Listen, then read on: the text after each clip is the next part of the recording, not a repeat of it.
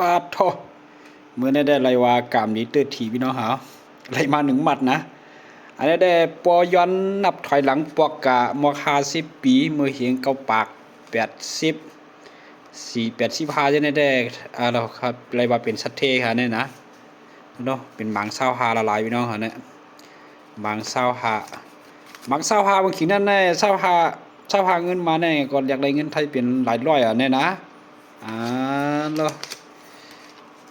มันเดี๋ยวเด็กก็ซื้อกินทางดีแน่ฮะตัวมีเป็นปึกเป็นมัดตรงข้างในบางเศร้าหาละลายเนี่ยมีต่างเงินก็คือพี่น้องเขา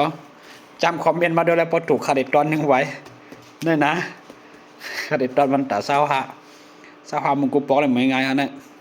ข้าเขาเป็นหัวเนี่ยมันตั้งในใจฮะเนี่ยนะ